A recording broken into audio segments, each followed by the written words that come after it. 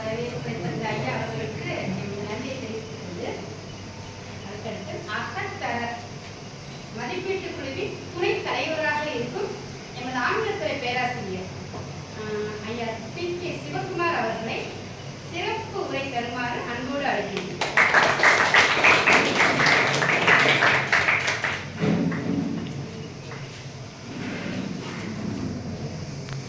அனைவருக்கும் காலை வணக்கம்.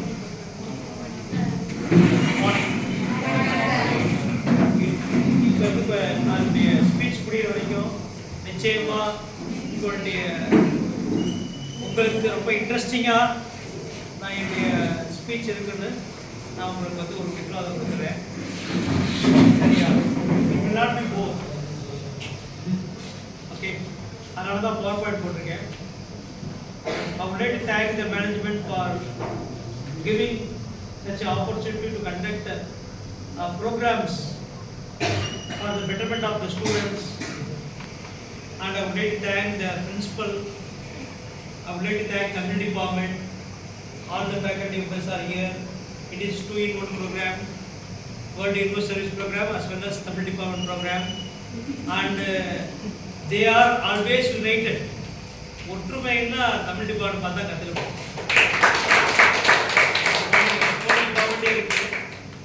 அவங்க எது செஞ்சாலும் பெர்ஃபெக்டாக இருக்கும்.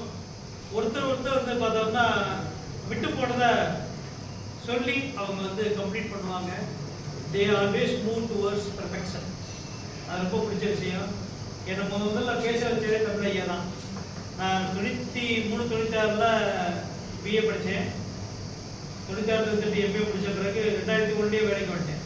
வந்த உடனே ஒரு வேலையை கொடுத்தாரு. ஸோ என்னை வந்து ஒரு பேச்சாளராக மாற்றிய அந்த காரணகர்த்தாவே அவர் தான்.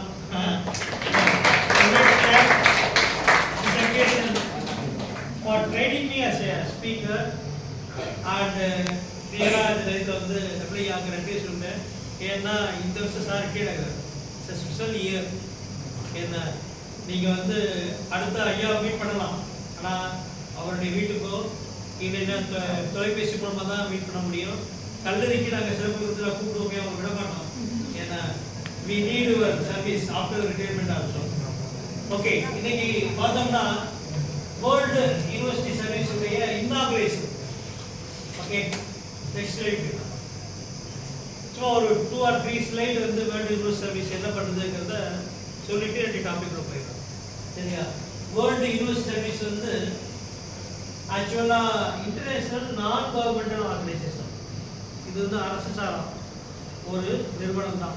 இந்த வேர்ல்டு யூனிவர்சிட்டி சர்வீஸுங்கிறது ஆக்சுவலாக 1920 ஜெனீவாவில் முதல்ல துவங்கப்பட்ட போது யூரோப்பியன் ஸ்டூடெண்ட் ரிலீஃப் டைட்டில் தான் தொடங்கினாங்க. அவர் 1950 தான் வேர்ல்டு யூனிவர்சிட்டி சர்வீஸ்ன்னு சொல்லி அந்த டைட்டிலை மாற்றி இப்போ 60 கண்ட்ரிஸ் வேர்ல்டு பூரா இந்த என்ன சொல்கிறது வேர்ல்டு யூனிவர்சிட்டி சர்வீஸ் இருக்கு. 60 நாடுகள் இருக்கு. சார் எதுக்காக சார் எடுத்து வச்சோம்னா நெக்ஸ்ட் ஸ்லைட். மெயினாக பார்த்தோன்னா improvement of academic and student in national international program and activities. ஐயா சொன்னாங்க இல்லையா, மாணவருடைய இருக்கக்கூடிய திறமைகளை இன்னர் எபிலிட்டிஸை வெளியே கொண்டு அவங்களுக்கு வந்து நேஷனல் லெவல்லையும் இன்டர்நேஷனல் லெவல்லையும் அவங்க பங்கு கொள்வதற்கு சில தடைகள்லாம் இருக்கும், பேரியர்ஸ்லாம் இருக்கும். அதெல்லாம் மீறி வர்றதுக்காக தான் இந்த வேர்ல்டு யூனிவர்சிட்டி சர்வீஸுங்கிறது அந்த அமைப்பானது இருக்கு. உலகப்புறம் இருக்கு. நீங்கள் எங்கே போனாலும் வேர்ல்டு யூனிவர்சிட்டி சர்வீஸ் இருக்கு. சரியா? அதுக்கப்புறம் பார்த்தோம்னா access to higher education in partnership with poor and privileged. ஏழை மாணவர்களுக்கும் இந்த கல்வியானது போய் சேரணும். அண்டர் ப்ரிவிலேஜ் இருப்பாங்க இல்லையா, அண்டர் ப்ரிவிலேஜ்னா என்ன சொல்றது, ஒருவேளை சாப்பாடே கஷ்டப்பட்டே இருப்பான், அவனுக்கு எப்படி கல்வி கிடைக்கும்? அந்த அவனுக்கும் கல்வி கிடைக்கக்கூடிய விதத்தில் ஏற்படக்கூடியதான் வேர்ல்டு யூனிவர்சிட்டி சர்வீஸ். பேக் என்ன சொல்லுவார்னா ஸ்டடி சர்வ் ஃபார் 3 பர்பஸ் அப்படி சொல்லுவார், delight, ornament and ability. But Tamil அறிஞர்கள் என்ன சொல்றாங்கன்னா கல்வி என்பது ஏழைகளுக்கு செல்வம். கல்வி என்பது ஏழைகளுக்கு செல்வம். அப்புறம் பணக்காரர்களுக்கு அணிகலன், வீட்டிற்கு வெளிச்சம். நாட்டிற்கு பெருமை. அப்துல் கலாம்ங்கிற நாட்டுக்கு பெருமை. ஸோ இந்த மாதிரி நம்முடைய முன்னோர்கள் சொல்லியிருக்காங்க. ஒரு ஏழை மாணவன் கஷ்டப்படுற ஃபேமிலியில் இருக்கிற முன்னுக்கு வரணும்னா ஒரே வழி கல்வி தான். அந்த கல்வியானது எல்லாத்துக்கும் போய் சேரணும். பெரிய பணக்காரனுக்கு பின்னாடி ஒரு டிகிரி போடுறது அணியான் போலதான். பட் ஒவ்வொரு மாணவரும் ஒவ்வொரு ஏழை மக்களும் முன்னேறணும்னா ஒரே வழி கல்வி தான் நம்ம முன்னோர்கள் சொல்லியிருக்காங்க. ஸோ அந்த செயலை செய்யக்கூடியதான் வேர்ல்ட் யூனிவர்சல் சர்வீஸ். அதுக்கப்புறம் பார்த்தோன்னா டிஃபென்ஸ் ஆஃப் ஹியூமன் ரைட்ஸ் இந்த education sector to the need of women. அதாவது கல்விங்கிறது ஒரு பிறப்புரிமை போல, சுதந்திரம் என்ற பிறப்புரிமை சொல்லி முன்னோர்கள் சொல்லியிருக்காங்க. கல்விங்கிறது ஒரு பிறப்புரிமை தான். அதில் எந்த பாகுபாடும் கூட அதை ரிலேட் ஆகக்கூடிய பங்கு எதுக்கு இருக்குன்னா அந்த வேர்ல்ட் யூனிவர்சல் சர்வீஸ் இருக்கு. அதே போல பெண்கள் நாட்டின் கல்வி. ஏன்னா பெண்கள் கல்வி கற்றாதான் இந்த நாடானது முன்னேறும். இந்தியாவே எடுத்துக்கிட்டா 50% கேர்ள்ஸ் 50% பாய்ஸ். ரெண்டு கை சேர்த்து தான் சத்தம் வரும். நாடு முன்னேறணும்னா ஆண் பெண் இருவரும் சரிசமாக உயர வேண்டும். அப்பதான் இந்திய நாடானது வல்லரசாகும். அந்த விமன் ரைட்ஸையும் என்ன முக்கியமான ஒரு குறிப்பான வச்சு செயல்படக்கூடியதா இந்த world universal service conference. So today is the inauguration of world universal service activities for the year 2024 and 25. Thanks for inviting me to inaugurate the World Universal Service today. இன்னைக்கு ப்ரோக்ராமோட இந்த வருஷத்துலேயே ஆக்டிவிட்டி ஸ்டார்ட் ஆகுது world universal service. So world universal service நமக்கு என்ன தெரிஞ்சிருக்கும். அதே போல ஐயா சொன்னாரு வேர்ல்டு யூனிவர்சல் சர்வீஸ் பில்டிங் சென்னையில் இருக்கு. அதை பத்தி கொஞ்சம் சொல்றேன். நாளைக்கு நீங்க இன்டர்வியூ போனாலோ ஏதாவது ப்ரோக்ராம் சென்னைக்கு போனாங்கன்னா Chennai is the costly city. ஒரு ரூம் போன வச்சுக்கலே மினிமம் பார்த்தான்னா 1500 to 3000 4000 ஆகும். ஆனால் சென்னை எக்மோர் அப்புறம் சேத்துப்பட்டுன்னு ஒரு இடம் அடுத்த ஸ்டாப் நினைக்கிறேன். எக்மோர் அடுத்த ஸ்டாப் சேத்துப்பட்டு. அங்கே வேர்ல்டு யூனிவர்சிட்டி சர்வீஸ் உடைய சென்டர். அங்கே கிட்டத்தட்ட 1000 மாணவர்கள் தங்கலாம். ஆண்கள் பெண்கள் தங்கிறதுக்கு தனியாக போர்ஷன் இருக்கு. முன்னாள் முதல்வர் கலைஞர் கருணாநிதியால் துவங்கப்பட்ட ஒன்று பெரிய இடம். ஆல்மோஸ்ட் பார்த்தோன்னா வெரி பிக் பில்டிங் பார்க்கிங் கூட இருக்கு. நீங்கள் சப்போஸ் இன்டர்வியூவோ இல்லைன்னா ஏதாவது ஒரு கல்ச்சரல் ப்ரோக்ராமோ என்னவா இருந்தாலும் ஸ்டூடெண்ட்டாக போனீங்கன்னா உங்களுக்கு அக்காமடேஷன் தருவாங்க. வெறும் 100 ரூபாயில் அக்காமடேஷன் நீங்கள் யூஸ் பண்ணால் ரொம்ப நல்லா இருக்கும். ஸ்காலர்ஸ் போனால் 150 ரூபா, பிஹெச்டி பண்ணக்கூடிய ஸ்காலர்ஸ் போனால். டீச்சர்ஸ் போனால் 300 ரூபா. மேடம் நாமளும் போய் சென்னை தங்கலாம். 300 பே பண்ணால் போதும்.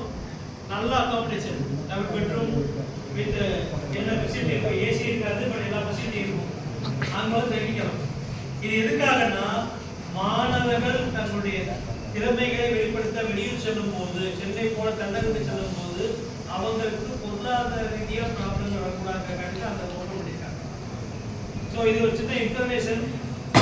நீங்கள் சப்போஸ் பர்சனல் ஒர்க்கு போனால் கூடயோ ஃபேமிலியோட போனால் கூடயோ நீங்கள் ஐடி கார்டு கொண்டு போனீங்கன்னா அங்கே தங்கிக்கணும். சரியா? அதனுடைய அட்ரஸும் ஃபோன் நம்பரும் நான் முத்தவன் செல்வி எடுத்து போவேன். நீங்கள் வாங்கிக்கோங்க. சென்னை போய் தங்கன்னா அங்கே தங்குங்க. It will be a wonderful place to accommodate. 1000 பேர் தங்கலாம். அவ்வளோ ரூம்ஸ் இருக்கு. நீங்கள் world universal service centre Chennai போட்டு பாருங்க. உங்களுக்கு எல்லாம் ப்ரோக்ராம் பார்த்துடலாம். சரியா? நெக்ஸ்ட் பாருங்க. இன்னைக்கு நான் பேசக்கூடிய ஒரு புக்கு தான் நான் எடுத்திருக்கேன். இன்னைக்கு ஒரு தலைப்புக்கு இவர் யார் தெரியுதா? கார்கில். யாரு? ஃபர்ஸ்ட் இயர் சொல்லலாம். Voice German star. Okay, you are come near the answer of right. நான் பண்ணிட்டு yeah, very good. What's your name? Satya Prakash. BA English. Very good. அந்த பையன் அல்டிமேட் சர்வைவர் இருக்கு. வேற கேர்ள்ஸ் தெரியுதா? நான் அடுத்த ஸ்லைடு பார்த்தா நீங்க கேள்வி. இந்த புக்குடைய தலைப்பு பாருங்க. மட் ஸ்வெட் அண்ட் டியர்ஸ். மட் ஸ்வெட் அண்ட் டியர்ஸ். மட்னா தெரியுமா? தகதினா ஸ்வெட்னா வேர்வை, டியர்ஸ்னா கண்ணீர். இவர் ரொம்ப பிரபலமான ஆள். மிக பிரபலமான ஆள். டிஸ்கவரி சேனல்ல இவருடைய ப்ரோக்ராம் வராமே இருக்காது. அடுத்த ஸ்லைட் போகும். இப்போ வராத நாளே பார்த்துருக்கீங்களா? எடுத்து போட்டு பாருங்க கிளியரா தெரியுற மாதிரி இருக்கு. அடுத்த ஸ்லைட் போகும். இது வேணாம், அடுத்த பேர் இது வேணாம். மேன் வெர்சஸ் வைல்ட் கேள்விப்பட்டிருக்கீங்களா? இவரை பார்க்கும்போது தம்பி கொஞ்சம் கவனிப்பா. இவரை பார்க்கும்போது நமக்கு என்ன தெரியும்? Real time hero. சினிமாவில் எப்படி ஒரு ஹீரோ பார்த்தாங்கன்னா படம் வந்து அடிப்பார், என்ன துப்பாக்கி சுட்டாவே நினைச்சு ஓடிடுவார், என்ன ரயிலே வந்து ஒரு கேட்டு பாட்டுவார். இந்த மாதிரி சூப்பர் ஹீரோலாம் பார்த்துருக்கோம். But is real time hero. எப்படின்னா இவர் வந்து மனுஷன் கால் தரப்படாத ஆப்பிரிக்கா டென்ஸ் ஃபாரஸ்ட்ல போய் என்னை எப்படி சர்வை பண்ணணுங்கிறத ரியலாவே அவர் உள்ள இறங்கி ப்ரோக்ராம் பண்ணாங்க. அப்படியே பார்த்தா ஸ்டீப்பா இருக்கக்கூடிய தம்பி அவர் அந்த மாதிரி காடுகள்ல கிடைக்கக்கூடிய உணவை சாப்பிட்டு எப்படி சர்வை பண்றது பாருங்க. ஒரு உணவை சாப்பிடாரு. ஏன்னா ஈவன் பார்த்தோம்னா வாட்டி சமையல் அதை சாப்பிட்டு ஏன்னா எப்படி சமைய பண்ணணும். ஏன்னா உண்மையிலே பல நேரங்கள்ல நமக்கு இருக்கு இல்லையா, எல்லாமே மாட்ட மாட்டோம். சில நேரங்கள் நமக்கு வந்து பிரச்சனை மாட்டிட்டா அது வந்து எப்படி வருதுங்கிறத நீங்க பார்த்துக்கிட்டீங்கன்னா ரொம்ப யூஸ்ஃபுல்லா இருக்கும். அப்போ லாஸ்ட் கவனிக்கும்.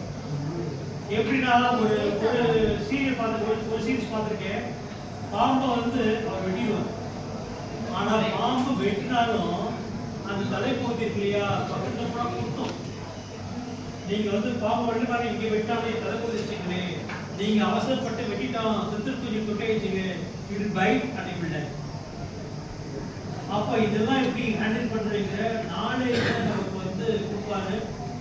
அந்த மாதிரி ஜம்ப் பண்ணுவார். சகதியா இருக்கும். அது பாட்டு அதுல அப்படியே குச்சி வச்சு நடந்து போயிட்டே இருப்பாரு. கான்டாக்ட் வெள்ளமா இருக்கும். அதுல நடக்கவே முடியாது. அதுல போவாரு.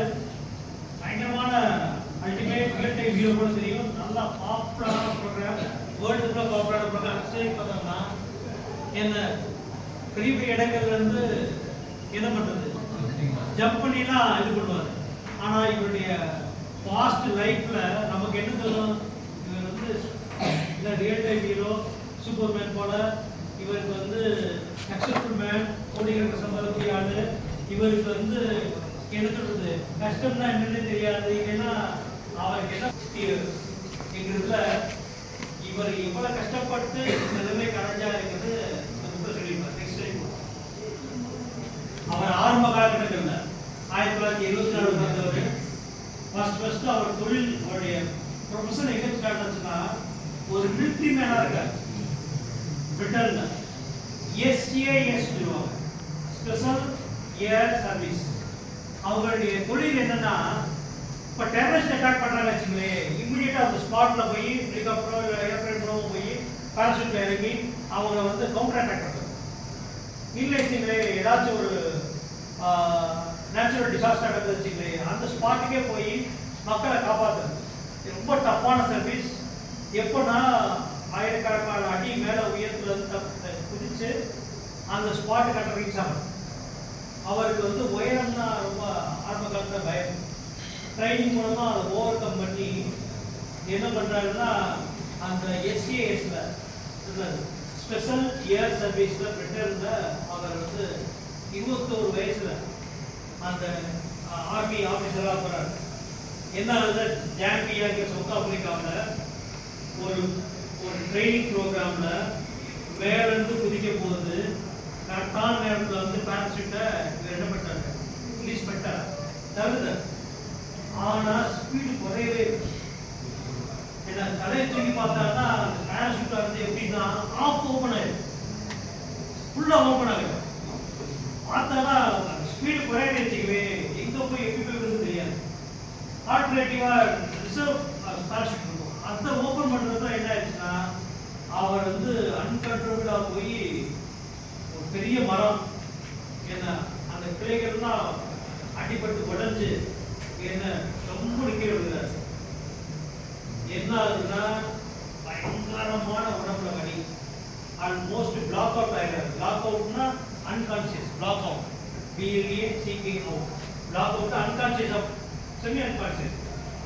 பயங்கரமான பெயின், நகரவே முடியல, கண்ணில் தண்ணீரா வருது, வழியில இருக்க. நீ 25 அடியிலிருந்து கீழே விழுந்தா என்ன ஆகும் நினைச்சு பாரு.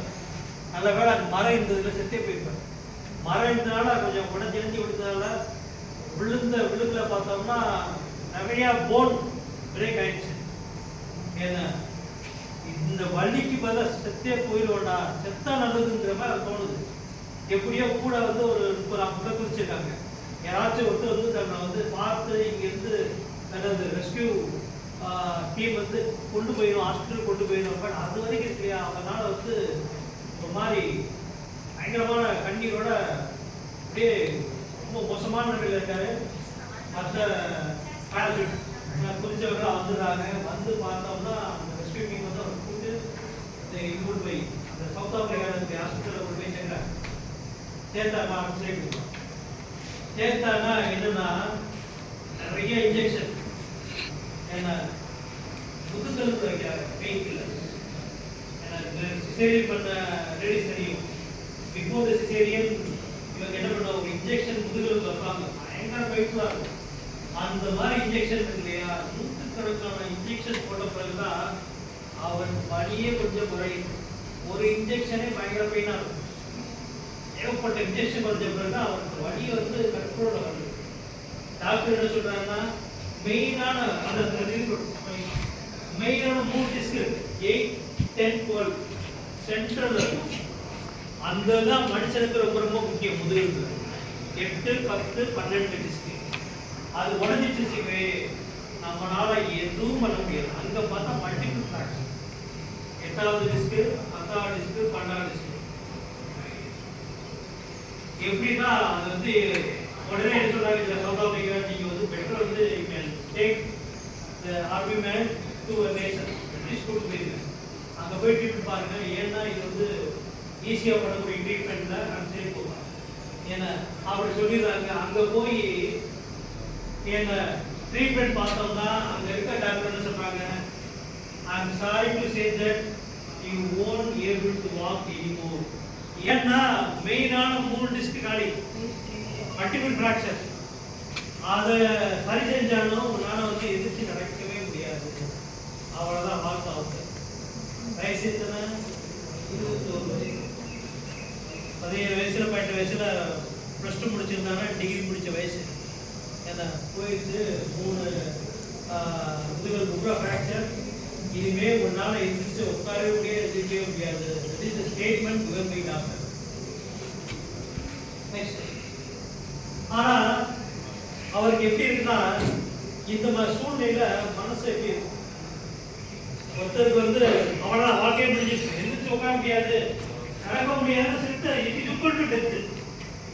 அவருடைய நேச்சர் எப்படின்னா அட்வென்ச்சர் மேற்கொள்ளணும். சின்ன வயசுல இருந்து அவர் என்ன நினைக்கிறாரோ அவங்க அப்பாவோட பேசுவார். அவங்க அப்பா என்ன சொல்லுவாருன்னா, தம்பி ஒரு நாள் உனக்கு நான் எவரெஸ்ட் கூட்டு போறேன், என்ன 2 பேரும் எவரெஸ்ட் ட்ரெக்கிங் பண்ணுவோம், நாம கொடைக்கானல் ட்ரெக் பண்ணுவோம், கொடைக்கானல் கொஞ்சம் தூரம் ட்ரெக் பண்ணுவோம், இல்லைன்னா ஊட்டி, இல்லைன்னா நம்ம மலையை மேலே ஏதோ போயிட்டு இருக்கு, அது பெரிய ட்ரெக்கிங் அந்த சேர்ப்போம், ரொம்ப ரிஸ்கியான எவரெஸ்ட் ட்ரெக்கிங் பண்ணுவோம் சொல்லி வாழ்க்கை பூரா அட்வென்ச்சர் மேற்கொள்ளக்கூடிய ஒரு டைப் ஆஃப் கேரக்டர் ஆன ஒரு சின்ன ஆக்சிடென்ட் குணமாக்கி வெட்டு படுத்த படுக்கை ஆக்கிடுச்சு. அவர் மனசு பூரா பார்த்தோன்னா ஒன்றே ஒரு சில விஷயங்களை கொடுத்துட்டு இருக்கு. ஒன்று ஃபியர், பயம் போச்சு. எப்பவுமே வாழ்ந்து என்ன பிரச்சனை, பேசாம செத்துலாமா தோணும். Second one depression. டெப்ரெஷன்னா அப்படியே மனசா இருக்கு இல்லையா, இருள் அனுப்புறாம இருக்கும். என் தமிழ்ல டெப்ரெஷனுக்கு மன அழுத்தம் சொல்லுவாங்க. அதுக்கப்புறம் பார்த்தோம்னா 3வது ஓவர் திங்கிங். டெப்ரெஷன் வந்துச்சு என்ன ஆகும், பயமும் டெப்ரெஷன் சேர்ந்துச்சுன்னா எதை பார்த்தாலும் நமக்கு அல்டிமேட்டா ஓவர் திங்க் பண்ண முடியும். ஓவர் திங்க் பண்ணா அவனை எதுவுமே பண்ண முடியாது. கடைசி என்ன இருக்குன்னா பயம், டெப்ரெஷன் அண்ட் ஓவர் திங்க் வந்துச்சுன்னா ரொம்ப கஷ்டம். அது மீண்டு வர்றதுக்கு நாம அது எக்ஸ்ட்ரீம்ல போச்சுன்னா we will become mentally disordered. அந்த மாதிரி ஆயிடும். அந்த மாதிரி காலகட்டங்களில் கிட்டத்தட்ட ஒரு 3 மாசம் ஆச்சு, எந்த இம்ப்ரூவ்மெண்ட் இல்லை. மாத்திரை கொடுக்குறாங்க, என்ன டாக்டர்ஸ் இன்ஜெக்ஷன் போடுறாங்க, ஸ்கேன் எடுத்து எக்ஸ்ரே எடுத்து பார்க்குறாங்க. there is no improvement at all. என்ன சொல்றாங்கன்னா இவர் தான் நம்மளால வந்து இருந்தால் டாக்டர் வந்து 99% நடக்க வாய்ப்பே இல்லை. 1% ஏதாச்சும் எங்கேஜாக கோஆப்ரேட் பண்ண தான் பார்க்குற மாதிரி ஒன்றுமே ஆகும். அவ்வளோதான் முடிஞ்சது. அப்படி இருக்கும்போது அவருடைய பெட்டில் இதுக்கு ஒரு ஃபோட்டோ, சின்ன ஒரு ஃபோட்டோ, அது என்னன்னா அந்த எவரெஸ்ட் ஃபோட்டோ. நான் சொல்லிட்டு சின்ன வயசில் அவங்க அப்பா என்ன சொன்னாரு, மானே நான் உனக்கு வந்து வீட்டில் நீ நானும் எவரெஸ்ட் போகிறோம், பிரிட்டனில் இருந்தாலும் எவரெஸ்ட்டில் ட்ரெக்கிங் பண்ணுறோம் எங்கிறத பார்த்த உடனே அது வந்து அவருடைய மனசில் சின்ன பாசிட்டிவ் ஆட்டிடியூட்டில் உள்ள போகுது. ஆனால் அந்த ஃபோட்டோ பார்த்தா எப்படி இருக்குன்னா அந்த ஹாஸ்பிட்டலில் 3ஆம் படையில் சொல்ல முடியா அப்படியே பிடிச்சு அழுக்காரு. இவர் வந்து என்ன நினைக்கிறாருன்னா எதுக்கே முடியல, எப்பயாச்சும் என்ன ஸ்டிக்காச்சும் வச்சு எந்திரிச்சு நம்மளால எவரெஸ்ட் இங்கே போக முடியுமா தெரியல, அந்த ஃபோட்டோ வச்சு தொட்டு அதை மட்டும் ஸ்க்ரீன் பண்ணுவோம் அப்படி நினைக்கிறாரு. அப்படி நினச்சிட்டே படுக்கிறாரு. ஆனால் அந்த சின்ன பாசிட்டிவ் ஆட்டிடியூட் இருக்கு இல்லையா, அவருடைய மனத்தில் குறித்த சின்ன பாசிட்டிவ் ஆட்டிடியூட் அவர் வந்து அவருடைய ஹெல்த்தை அப்படியே ரெக்கவர் ஆகி மறந்த கொஞ்சம் கொஞ்சமாக வேலை பார்க்க செய்யுது. அங்கே வந்து 8 மாதம் பார்த்தோம்னா ஃபோட்டோ எடுத்து பார்க்குறாங்க. அவருக்கு வந்து சின்ன சின்ன வாழ்க்கையில் வந்து என்னன்னா முடியும் என்ற நம்பிக்கை தான் நம்ம எப்போ தன்னம்பிக்கை வளரும் போது கடினமாக உழைக்க முடிய நம்பிக்கை வரும்போது உடம்பே அப்படி மாறும். அந்த மாதிரி அவருக்கு பெரிய ஒரு சேஞ்ச் ஏற்படும். சின்ன சின்ன இம்ப்ரூவ்மெண்ட் டாக்டர்ஸ் பார்க்குறாங்க. சின்ன சின்ன இம்ப்ரூவ்மெண்ட் டாக்டர் பார்க்குறாங்க. 8 மாதம் கழிச்சிருக்கு இல்லையா, லேசாக ஒரு சில டிஸ்க் வந்து ஜாயின் ஆகி கொஞ்சம் ஹெல்த் கொஞ்சம் இம்ப்ரூவ் ஆயிருக்கு. இன்னும் எந்திரிச்சு உட்கார முடியலை, அவரால் எந்திரிச்சு சீட் வந்து உட்காரவே முடியலை. அவர் பார்க்க வரக்கூடிய ஃப்ரெண்ட்ஸ் என்ன சொல்கிறாருன்னா, நான் இந்த ரெக்கவர் ஆன பிறகு ஹிமாலயா ட்ரெக்கிங் போக போகிறேன் அப்படி சொல்கிறார். நான் ஹிமாலயா எவரெஸ்ட் ஏற போகிறேன், எவரெஸ்ட்டில் ஏற போகிறேன்னு சொன்னோடனே கூட இருக்கீங்களா ஃப்ரெண்ட்ஸ் எல்லாம் போகிறாங்க. அவன் எந்திரிச்சு உட்காரவே கஷ்டப்படுறான். ஏன்னா அவன்கிட்ட போய் நான் எவரெஸ்ட் ஏற போகிறேன்னா எவரெஸ்ட் சதாரம் ஏற முடியுமாப்பா, அப்புறம் பனி, ஸ்பெஷல் ட்ரைனிங் வேணும், ஆக்சிஜன்ஸ் இது வேணும், ரெண்டாவது ஏகப்பட்ட ஃபிட்னஸ்லாம் இருந்தால் முடியும். எனக்கு சரி ஏதோ அவனுடைய ஆசைக்கு சொல்கிறான், நம்ம டிஸ்கரேஜ் பண்ண வேணாம் சொல்லி தெரிஞ்சுன்னு சொல்கிறாங்க. பட் அந்த நம்பிக்கை இருக்கு இல்லையா, அவனுக்கு தெரிஞ்சுட்டே வர மறந்து வேலை செஞ்சு ஒரு வருஷத்துல அவர் ரெக்கவர் ஆகி வீட்டுக்கு போகிறார். அவர் ரெக்கவர் ஆகி டிஸ்சார்ஜ் ஆகி ஹாஸ்பிட்டல் டிஸ்சார்ஜ் போகிறார். அதுக்கப்புறம் இருக்கு இல்லையா, அங்கிருந்து ஒரு 6 மந்த்ல அந்த போர்டால செட் ஆகுது. திரும்பி எஸ்சிஏஎஸ்ல சேர்றாங்க. எஸ்சிஏஎஸ் ஸ்பெஷல் ஏர் சர்வீஸ் மிலிட்டரியில் சேர்றாரு. ஆனால் உடல் மேலே வந்து பயங்கரமான போர்டெலாம் பிரேக் ஆயிடுச்சு. திரும்பியும் அந்த மாதிரி இதில் இல்லாமல் வேற மாதிரி, ஏன்னா ஹெலிகாப்டர் வந்து குதிக்கக்கூடிய வேலை பார்க்காம சாதாரண மிலிட்டரி சர்வீஸ்க்கு போகிறாங்க. மிலிட்டரி சர்வீஸ் போனாங்கன்னா அவருக்கு மனசு என்ன தோணுதுன்னா, இன்னர் மைண்ட் என்ன சொல்றதுன்னா, தான் இருக்க வேண்டிய இடம் இது இல்லை, உள்ளுணர்வு என்ன சொல்றதுன்னா நான் இருக்க வேண்டிய இடம் இது இல்லை. ஏன்னா எவரெஸ்ட்லேயே அவருடைய தாட்லாம் இருக்கு. என்ன நினைக்கிறாருன்னா, ஒரு நாள் ஃபைன் டே டிசைடட், நம்ம இடம் இது கிடையாது, நம்ம வேலை இது கிடையாது அப்படி சொல்லி தன்னுடைய வேலையை சேஞ்ச் பண்ணிட்டு நேராக என்ன பண்ணுறாருன்னா, ஏன்னா இந்த எவரெஸ்ட் ஏறுறதுக்கு கொஞ்சம் பாடிஃபிட் ஆயிடுச்சு, ஏறுறதுக்காக என்கொயரி பண்ணார். என்கொயரி பண்ணால் அதுக்கான லிஸ்ட்டு பார்த்தோம்னா ஏகப்பட்ட ஃபிட்னஸ் ஃபஸ்ட்டு வேணும், அப்புறம் ஸ்பெஷல் ட்ரைனிங் வேணும். ஏன்னா climbing the mountain is not easy. அது மவுண்டைன் லைக் எவரெஸ்ட் ஐசிஆர், அது ஏறணும்னா பல ப்ராக்டிஸ் பண்ணணும். அந்த ப்ராக்டிஸ் தான் பண்ணுறாரு. பண்ண பிறகு பண்ண பிறகு என்ன தெரியுதுன்னா, ஏன்னா இது இருக்கணும் நம்ம அப்புறமா ஏன்னா என்ன தெரியுதுன்னா, இது சாதாரண விஷயம் கிடையாது. எவரெஸ்ட் ஏறினா ஃபிட்னஸ் வேணும், நிறைய ட்ரைனிங் வேணும். ட்ரைனிங் முடிச்ச பிறகு நிறைய பணமும் தேவைப்படுது. அவர் வந்து கிட்டத்தட்ட 1998 ஏறாரு. 25 லட்சம் ரூபா அப்போ இருந்தால் தான் எவரெஸ்ட்டில் ஏற முடியும். ஏன்னா ட்ரைனிங் எடுத்துக்கணும், ஸ்பெஷல் ட்ரெஸ் போட்டுக்கணும், அதே போல் எக்யூப்மெண்ட் அவர் எக்யூப் பண்ணுறதுக்கு 25 lakhs வேணும். 25 lakhs அப்படின்னா எப்படி, இவரே வந்து நோயாளி எப்படி போவார். சில கார்பரேட் கம்பெனிஸ்னா ஒழுங்கா இருக்கு. அவங்க எப்பயுமே என்ன பண்ணுவாங்கன்னா அவங்களுடைய இன்கம் பெர்சன்டேஜ் வந்து குட் காஸ்ட் கார்டு செலவு பண்ணுவாங்க. எஜுகேஷன், ஹெல்பிங் த புவர், இல்லைன்னா இந்த மாதிரி டேலண்ட் பீப்புளுக்கு செலவு பண்ணுவாங்க. அந்த மாதிரி அவங்க ப்ரொபோசல் வைப்போம்னு சொல்லி ப்ரொபோசல் எழுதுறாங்க. ஆனால் அவருடைய ஏஜுக்கு உங்கள் ஏஜ் சீக்கிரே நல்லா வெல் பிளான் ப்ரொபோசலாக இருக்க முடியுமா? அவர் தெரிஞ்சாவே எழுதுறாரு. பட் யாருமே அதை கேரே பண்ணல, அப்ரூவே பண்ணல. ஈவன் தகுதி பார்க்கல. பல கம்பெனி இருக்காங்க இல்லையா, கார்பரேட் ஆஃபீஸர்ஸ் இல்லைன்னா அந்த ஓனர்ஸ் என்ன பண்ணுறாங்கன்னா இவனுடைய ப்ரொபோசலை பார்க்காம போயிட போகிறாங்க. இந்த மாதிரி தொடர்ந்து பண்ணதில்ல. ஒரே ஒரு கம்பெனி என்னதான் இருக்கு கூப்பிட்டு இன்டர்வியூ பண்ணுறேன் சொல்லி இன்டர்வியூ பண்ணும்போது இவர் ஸ்டோரியை கேட்டு நான் இருக்கிற கொடுக்க முடியாது, கொஞ்சம் பணம் தரேன், ஒரு 5 லட்ச ரூபா தரேன், நீ 10 ஆட்டை வாங்கிக்க அப்படின்னு சொல்றாரு. அது நம்பிக்கையா இருக்கு. இப்போ ஒன்றை கொடுத்தோம்னா இதை வச்சு அவர் திரும்பி அப்ரோச் பண்ணும்போது ஒரு லாங்கா ஒரு 6 மந்த் பண்ண பிறகு பல கம்பெனிஸ் மூலமா அவர் கேட்ட பணம் கிடைச்சிருச்சு. இப்போ என்ன பண்றாங்கன்னா ஒரு 5 பேர் அந்த டீம் என்ன பண்றாங்கன்னா எவரெஸ்ட் ஏறதுக்கு முயற்சி பண்றாங்க. ஏன்னா ஸோ 5 பேர் அந்த டீம் வந்து எவரெஸ்ட் மலை ஏறுறாங்க. அந்த எவரெஸ்ட் மலை ஏறும்போது இவருக்கு 2 டைம்ஸ் என்ன ஆகுதுன்னா ஸ்லிப் ஆகுது. கதை பிடிச்சிருச்சு. 5 பேர் போனதுல 4 பேர் காலி. இவர் மட்டும் தான் தப்பிக்கிறார். ஏன்னா இவர் மட்டும் தப்பிக்கிறார். தப்பிச்சு அவர் போது சைடு போவான். கிரேட் பிரிட்டன்ல youngest person to climb Mount Everest இருக்கிறதுலே அவர் தான் ரொம்ப யங் மேன். 1928ல ரொம்ப யங் மேன் எவரெஸ்ட் என்ன சொல்றது அந்த அடைஞ்சவருங்கிற இது அவருக்குன்னா அவருக்கு கொஞ்சமாக பாப்புலாரிட்டி கிடையாது.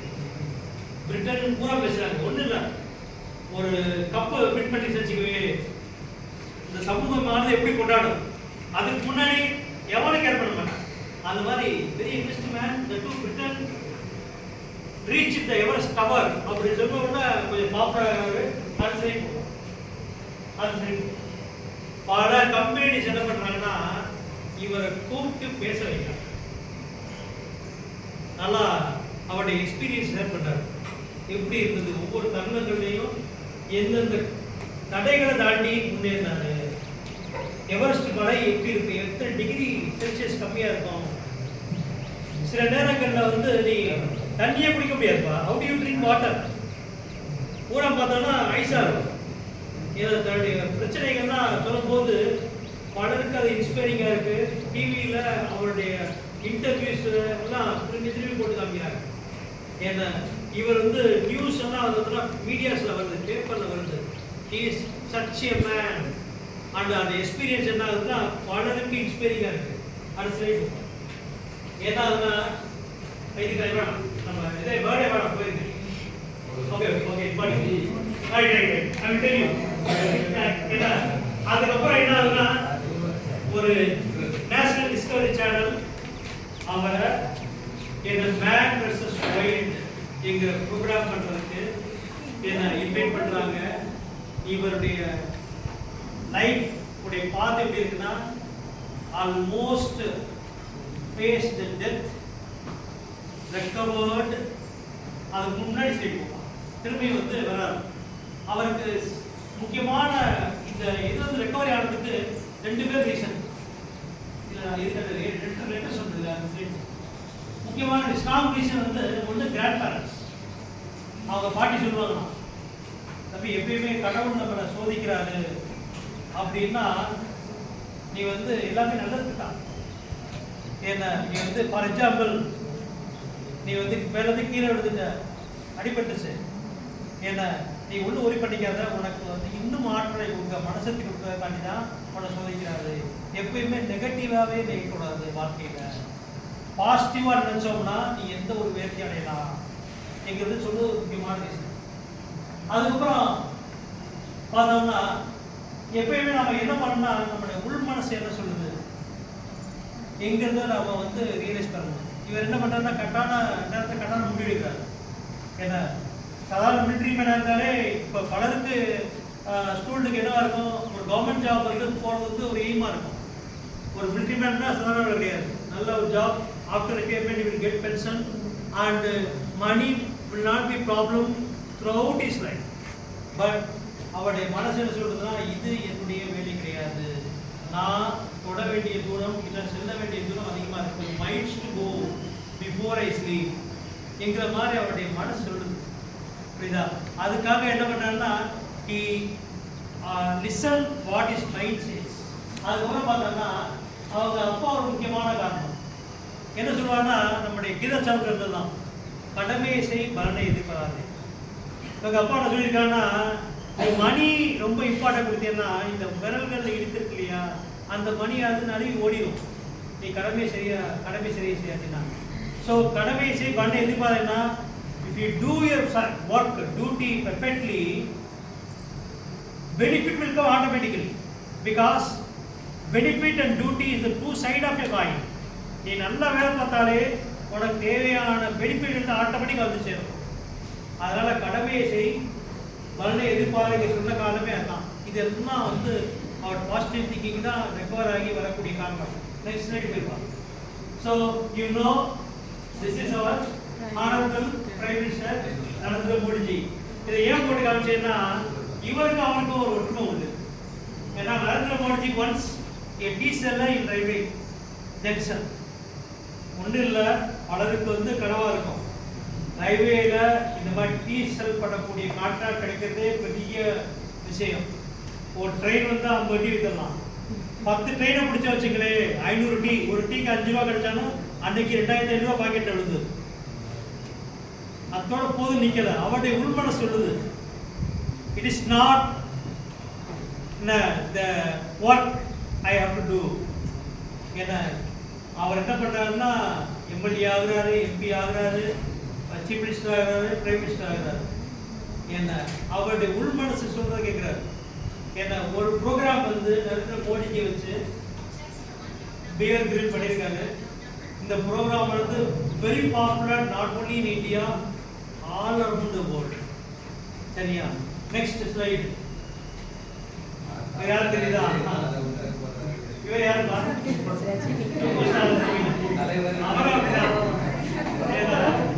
அவர் என்ன உள்மன சொல்றதா செஞ்சாரு. அவர் வந்து கவர்மெண்ட் பப்ளிக் டிரான்ஸ்போர்ட்ல கண்டக்டரா இருந்தார்.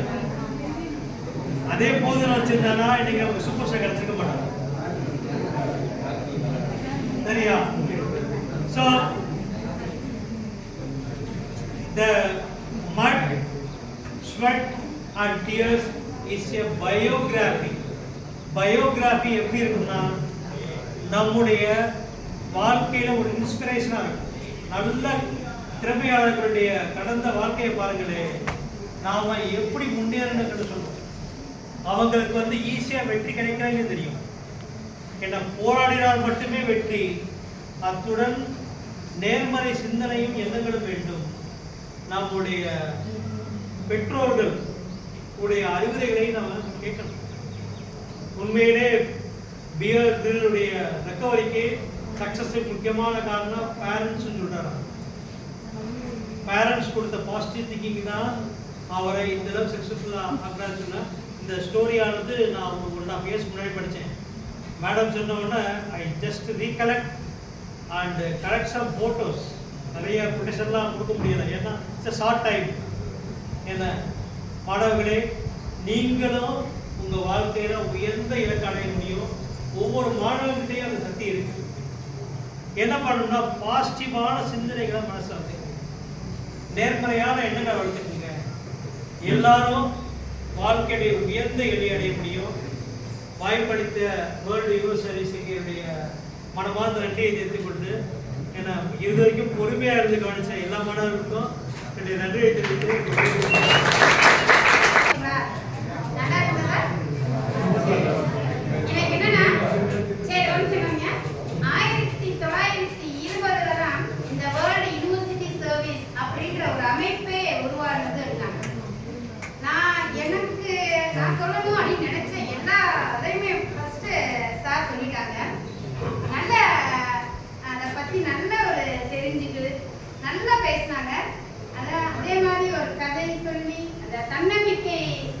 விதையை வந்து உங்ககிட்ட விதைச்சிருக்காங்க அப்படின்னு தான் சொல்லலாம்.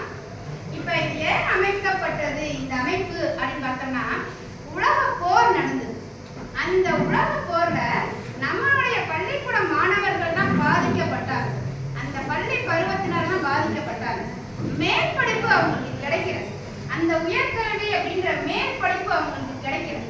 அந்த மேற்படிப்பை உருவாக்கணும் அப்படின்ற எண்ணத்துல உருவாக்கப்பட்டதுதான் இந்த அமைப்பு, வேர்ல்ட் யூனிவர்சிட்டி சர்வீஸ் அப்படின்ற அமைப்பு உயர் கல்விக்காக அமைக்கப்பட்டது.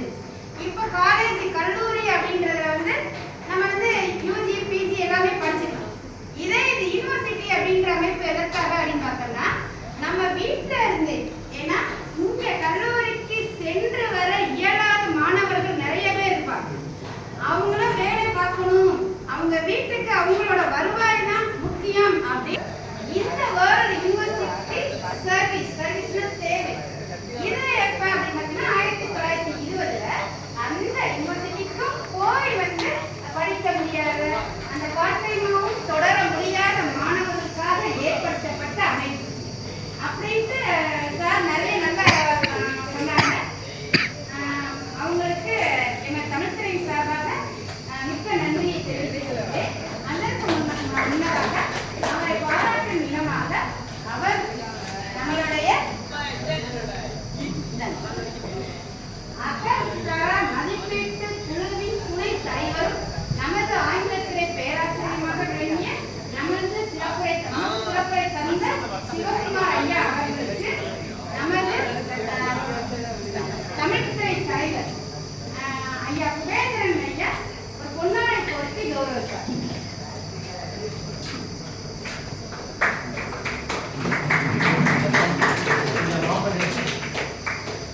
ஏனென்றால் வருகின்ற இளைஞர்கள் இதெல்லாம் எங்கிட்ட இணைஞ்சிருப்பாங்க.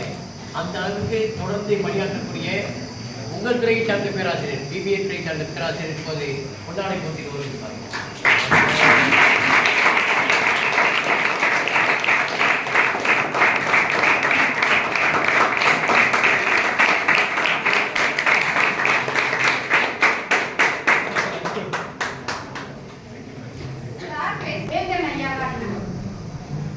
என்னையுமே நான் தமிழ்துறையை சேர்ந்தவதான், என்னையுமே மேடையில் பேச வைத்து முதலாக பேச வைத்தது எமது தமிழ்துறை தலைவர் அவர்கள். அவங்களால இப்ப தனித்து பேசக்கூடிய ஒரு திறமை பெற்றுள்ளேன் அப்படின்னா அது ரொம்ப மிகவும் ஆச்சரியப்பட ஒரு விஷயம். நான் எப்பயுமே பேசவே மாட்டேன், எங்கேயுமே பேச மாட்டேன். என்னையும் பேச வைத்தது வந்து எமது தமிழ்துறை தலைவர் தான். அதை வந்து மறக்க முடியாத ஒரு விஷயம். அவருக்கு நமது ஆங்கிலத்துறை பேராசிரியர் சிவகுமார் அவர்கள் பொன்னாடை போர்த்தி கௌரவிக்குமாறு அன்போடு.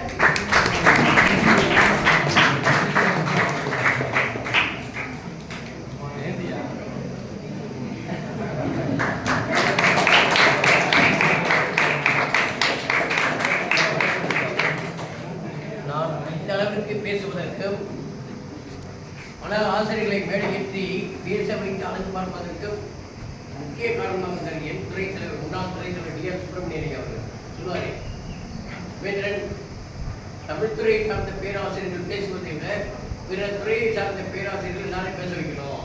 நம் தமிழ்துறை மேடையில் எல்லா ஆசிரியர்களும் வந்து இடம்பெற வேண்டும். அதுக்கப்புறம் அவர்கள் பேசுவதற்கே ஏதாவது ஒரு கருத்துக்கள் எடுத்துக் கொண்டிருந்தால் அதை நம்ம எடுத்துக்கொள்ள மாதிரி நம்முடைய பேச்சு அமைந்திருக்கிறோம் அப்படின்னு சொல்லி கொஞ்சம் கொஞ்சமாக நம்மை உணர்ந்தார். அதனால வந்து கொரோனா காலத்தில் வந்து ஒரு நிகழ்ச்சி நடத்துவதற்கு மிகப்பெரிய கடினம். அந்த நேரத்தில் கிட்டத்தட்ட 10 இன்டர்நேஷனல் வெபினார் நடத்துகிறோம். ஒவ்வொருத்தரும் ஒரு வீட்டில் ஒவ்வொரு இடத்துல இருப்பாங்க. தன்பாடு நிகழ்ச்சி நடத்தியே இருப்போம். ஒரு நேரத்தில் வந்து நன்றி உரை டைவில் நம்முடைய முத்தியமச்சிக்கு அவர்கள் வருகிறார். என்னோட அவங்க சரவணர் அவர்கள் இன்டர்நெட்டில் இருக்கிறாங்க. வராங்க, பேச ஆரம்பிக்கிறாங்க. வருகின்ற வழிபோக்கெல்லாம் மாற்றிட்டாங்க. இந்த நிகழ்ச்சியில் வந்திருந்த அனைவரையும் நான் வரவேற்கிறேன் வரவேற்று சொல்லும்போது கொஞ்சம் நினைச்சு பாருங்க. நாம இருந்தால் வெளியிடத்தில் இருக்கோம், பேசலாமா பேசக்கூடாது. எங்கு இருந்தாலும் சந்திர மண்டலத்தில் இருந்தாலும் கூட இப்போது பேசுவதற்கு தயாராக முத்தமிழ் அவர்கள் அந்த அளவிற்கு அனைத்து பேராசிரியர் மக்களும் தமிழ் மேடையை அலங்கரிக்கிறோம் என்பதை கூறிக்கொள்கிறேன். இந்த ஆண்டோடு என்னுடைய பணி முடிகிறது. இருந்தாலும் என்னுடைய இளவல் மாணவர் என்ன பண்ணிருப்பேன்னா வாசகத்தில் வைப்பேன், மாணவர் கருத்தரத்தில் வைப்பேன். உங்களை சொல்கிறேன், பிபிஏ பேராசிரியரோடு உதவியோடு இல்லைனால் நேரடியாக குழுத்துறைக்கு வந்தீர்களானால் எப்படி பேசுவது, எப்படி இன்டர்வியூ அட்டன் பண்ணுறதுங்கிறத நான் சொல்லிக்கிறோம். அவங்க பேர் இன்டர்வியூ நான் படிக்கிறோம். வேலைக்கு போகணும்னா இதெல்லாம் தெரியணும். என்ன தெரியணும்னா இது போன்ற இயக்கத்தில் இதழ் தீர்மானம் தான் சிறப்பாக வாய்ப்பு கொடுத்து நிறைவேற்ற உத்தரவு செய்து செய்கிறேன். இந்த நிகழ்ச்சிக்கு அனுமதி அளித்த நமது செயலர் அவர்களுக்கும் முதல்வர் அவர்களுக்கும் எமது நன்றியை தெரிவித்துக் கொள்கிறேன். இந்த நிகழ்ச்சிக்கு ஒரு சிறு அழைப்பு தான் விடுத்து நம்ம ஆங்கிலத்துறை பேராசிரியருக்கு உடனே வருகிறேன் என்று கூறினார். எனக்கு மிக மிக சந்தோஷமாக இருந்தது. இந்த ஆங்கிலத்துறை பேராசிரியருக்கு எமது தமிழ்துறை சார்பாகவும் உலக பல்கலைக்கழக சேவை மையத்தின் சார்பாகவும் எமது நன்றியை தெரிவித்துக் கொள்கிறேன். இந்த நிகழ்ச்சிக்கு வரவேற்புரை நடத்திய எமது தமிழ்துறை தலைவர் ஆர். குபேந்திரன் ஐயா அவர்களுக்கும் எமது நன்றியை தெரிவித்துக் கொள்கிறேன். என்னுடன் பணிபுரியும் எனது துறையைச் சேர்ந்த லட்சுமி அம்மா அடுத்து ஊர்லா அம்மா அவர்களுக்கும் எனது நன்றியை தெரிவித்துக் கொள்கிறேன். இவ்வளவு நேரமும் அமைதியாக இருந்து இந்த கருத்தரங்கில் கலந்து கொண்ட மாணவர்களாகிய உங்களுக்கு எனது நன்றியை மிக மிகவும் இந்த இடத்திலே தந்த பிபிஏ திரைக்கலைஞர் அன்பழகன் ஐயா அவர்களுக்கும் எமது நன்றியை தெரிவித்துக் கொண்டு அமைகிறேன். நன்றி.